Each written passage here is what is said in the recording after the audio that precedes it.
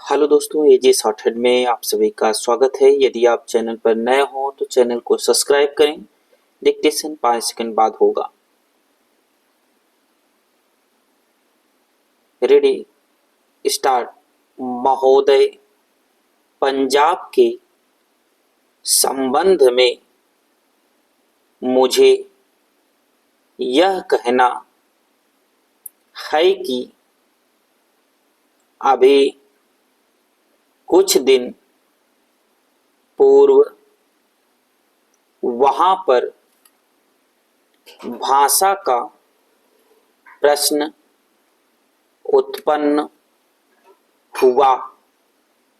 मेरा अपना विचार है कि जब भाषा के आधार पर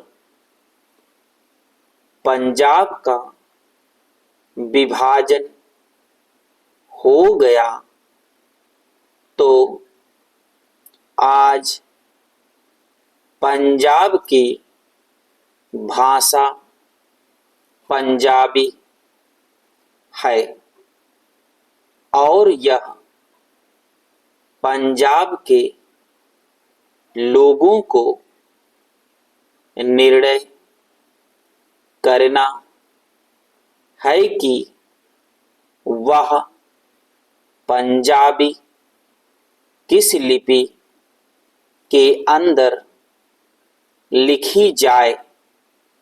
लेकिन एक बात मैं पंजाब की सरकार से आपके माध्यम से निवेदन करना चाहता हूं कि आज जब पंजाब के अंदर 45% लोग इस प्रकार के हैं जो यह कहते हैं कि हमारी अपनी मातृभाषा हिंदी है,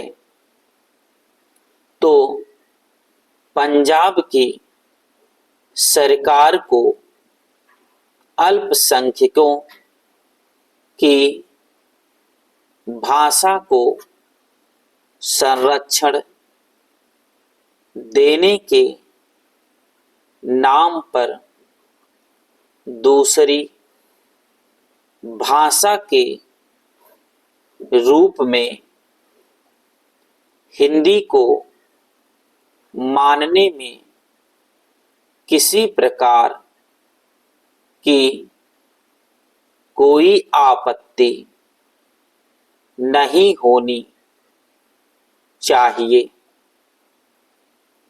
इससे दोनों के संबंधों में मधुरता आएगी और किसी प्रकार के अनावश्यक आंदोलन से हमारा सीमावर्ती राज्य बचा रहेगा।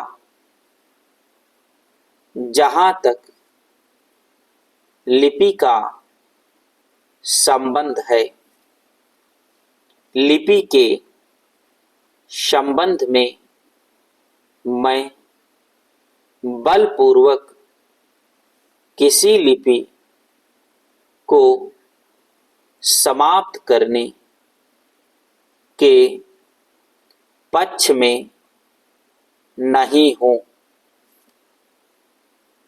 मेरा विचार रहा है कि देश में अपनी लिपियों को सुरक्षित रखते हुए अगर प्रादेशिक भाषाएं किसी एक सामान्य लिपि को वैकल्पिक लिपि के रूप में स्वीकार कर लें तो देश की अनेक भाषाओं को निकट आने में बहुत बड़ी सहायता मिल सकेगी। अगर पंजाब के लोग भी इसी आधार पर विचार कर सके तो मैं समझता हूँ कि यह पंजाबी भाषा के हित में और देश की एकता के हित में होगा। पैरा अंतिम बात जिसको कहकर मैं अपना भाषण समाप्त करना चाहता हूँ वह है प्रश्न जो आज पंजाब और हरियाणा में तनाव का कारण बना हुआ है और वह है चंडीगढ़ का प्रश्न। सभापति जी, आपने देखा होगा कि कल इस प्रश्न को लेकर यहाँ एक गर्मा गर्मी का वातावरण भी उत्पन्न हुआ। इसके लिए मैं मुख्य रूप से केंद्रीय सरकार को दोषी मानता हूं। सरकार की अपनी आदत है कि जो इस प्रकार के विवादास्पद प्रश्न होते हैं उनको लंबा टालने की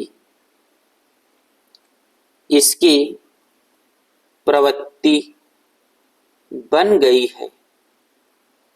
सरकार सोचती है कि अगर कोई प्रश्न लंबा टाला जाएगा तो लोग भूल जाएंगे और अंत में तनाव स्वतः ही नहीं रहेगा।